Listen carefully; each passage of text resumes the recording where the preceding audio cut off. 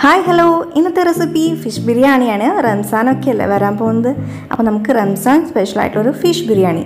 അപ്പോൾ ഞാനിവിടെ എടുത്തിരിക്കുന്നത് ദശ കട്ടിയുള്ള മീനാണ്. ആവോലിയാണ് എടുത്തിരിക്കുന്നത് കേട്ടോ. ആവോലി ഇങ്ങനെ സ്ക്വയർ പീസായിട്ട് കട്ട് ചെയ്ത് വാങ്ങിയതാണ്. അല്ലാതെ നിങ്ങൾക്ക് നോർമൽ ഷേപ്പിൽ അങ്ങനെ കട്ട് ചെയ്തെടുക്കണമെങ്കിൽ അങ്ങനെ എടുക്കാൻ കുഴപ്പമില്ല കേട്ടോ.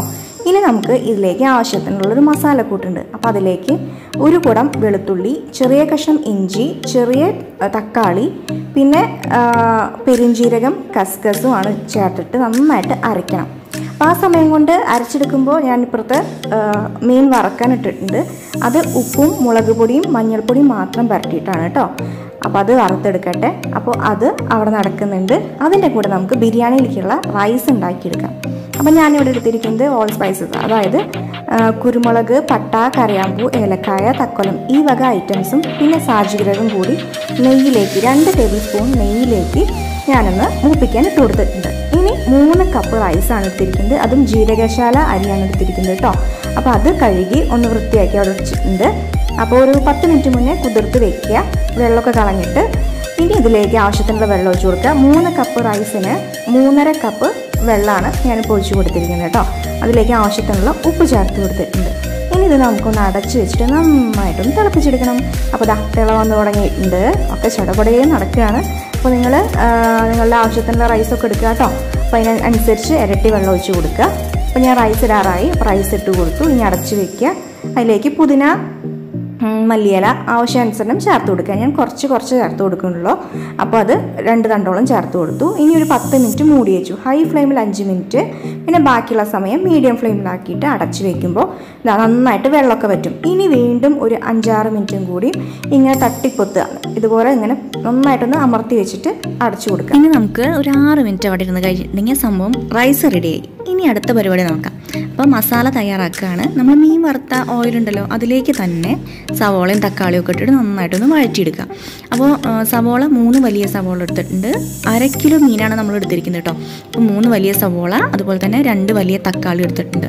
ഇനി ഇത് നമുക്കൊന്ന് നന്നായിട്ടൊന്ന് വഴറ്റി ഉടച്ചെടുക്കണം. അപ്പോൾ വഴറ്റാനായിട്ട് നമ്മൾ എന്താ ചെയ്യുക, ഉപ്പ് ചേർത്ത് കൊടുക്കാറുണ്ട് അല്ലേ. അപ്പോൾ ഉപ്പ് ചേർത്ത് കൊടുക്കുക. എന്നിട്ട് നന്നായിട്ട് ഇളക്കി യോജിപ്പിക്കുക. ഇനി അവിടെ കുറച്ച് നേരം അതിനവിടെ ഇട്ടാൽ മതി, മൈൻഡ് ചെയ്യണ്ട. അപ്പോൾ തന്നെ നന്നായിട്ട് വഴന്ന് കിട്ടും. ഇടയ്ക്കൊന്ന് ഇളക്കി കൊടുക്കുക കേട്ടോ. അടി പിടിക്കാത്ത പാത്രങ്ങളാണെങ്കിൽ കുഴപ്പമില്ല, നോൺ സ്റ്റിക്ക് ഇതുപോലത്തെ പാത്രങ്ങളാണെങ്കിൽ അടി പിടിക്കില്ല.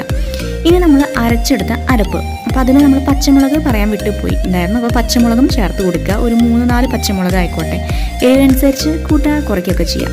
ഇനി അതൊന്ന് എണ്ണ തെളിഞ്ഞ് വഴന്ന് പച്ചമണം പോയി വന്നാൽ ഇതിലേക്ക് പൊടികൾ ചേർത്ത് കൊടുക്കുക.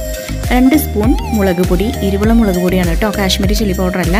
പിന്നെ മല്ലിപ്പൊടിയും 2 സ്പൂൺ എടുത്തിട്ടുണ്ട്. പിന്നെ 1/2 ടീസ്പൂണോളം മഞ്ഞൾപ്പൊടി, 1 സ്പൂണോളം ഗരം മസാല ചേർത്തിട്ടുണ്ട്.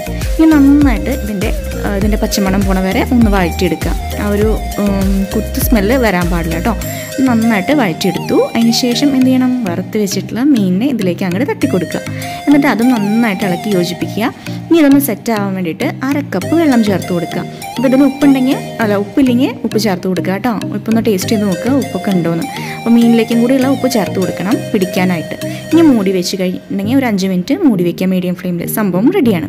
ഇനി അടുത്ത പരിപാടി നമുക്ക് ചട്ടിയിലൊന്ന് ദം ചെയ്തെടുക്കാം. അപ്പോൾ മീൻ ചട്ടിയാണ് ഞാൻ ഉപയോഗിക്കുന്നത്. അതിലേക്ക് മീൻ ചട്ടി കുക്കറോ അടികട്ടിയുള്ള പാത്രമൊക്കെ എടുക്കുക കേട്ടോ. അതിലേക്ക് ആദ്യം മസാല ഇട്ടു, ചോറിട്ട് കൊടുത്തു. ഇനി നമ്മളുടെ മല്ലിയില, പുതിനയില അതൊക്കെ ഒന്ന് വിതറി കൊടുക്കുക. പിന്നെ സവോള വറുത്തത്, മുന്തിരി, അണ്ടിപ്പരിപ്പ് വറുത്തത് അതെല്ലാം ചേർത്ത് കൊടുത്തു. ഇനി എസൻസ് ചേർത്ത് കൊടുക്കുക. എസൻസ് ഒരു 1/4 ടീസ്പൂണോളം മതി കേട്ടോ മൊത്തത്തിൽ. പിന്നെ അല്പം നെയ്യ് ചേർത്ത് കൊടുക്കുക. പിന്നെ വീണ്ടും ഇതേ പരിപാടി തന്നെ ആവർത്തിക്കുക. എന്നിട്ട് ചട്ടി ഇതുപോലെ ഫില്ല് ചെയ്ത് കൊടുക്കുക. എന്നിട്ട് കുറച്ച് മഞ്ഞൾപ്പൊടി, കുറച്ച് ലെമൺ ജ്യൂസിലൊന്ന് കലക്കിയെടുക്കുക കേട്ടോ. അതും ചേർത്ത് കൊടുത്തു. എസൻസ് ഒക്കെ ഒഴിച്ചു. മുകളിൽ ഒരു ഫോയിൽ പേപ്പർ വെച്ച് കവർ ചെയ്ത് കൊടുക്കുക. എന്നിട്ടൊരു മൂടി വെച്ച് മൂടുക. നമുക്കിത് വാഴയില ഉപയോഗിക്കാം കേട്ടോ. വാഴയില കിട്ടാത്തവർക്കാണ് ഞാൻ ഇങ്ങനെ കാണിക്കുന്നത്, എല്ലാവർക്കും കിട്ടിയെന്ന് വരില്ലല്ലോ. എന്നിട്ട് 10 മിനിറ്റ് മീഡിയം ഫ്ലെയിമിലൊന്ന് ചൂടാക്കിയെടുക്കുക. സംഭവം റെഡിയാണ്. കണ്ട എന്താ മണം, എന്താ സ്വാദ്, അടിപൊളിയാണ്. ട്രൈ ചെയ്ത് നോക്കുക. റംസാനൊക്കെ വരാൻ പോകണം, അപ്പോൾ സ്പെഷ്യലായിട്ട് ഉണ്ടാക്കാവുന്ന തന്നെയാണ്. അപ്പോൾ ശരി, ഇനി പുതിയ റെസിപ്പിയായിട്ട് വരാം. എല്ലാവരും അടിപൊളിയായിട്ട് റംസാനൊക്കെ ആഘോഷിക്കുക കേട്ടോ.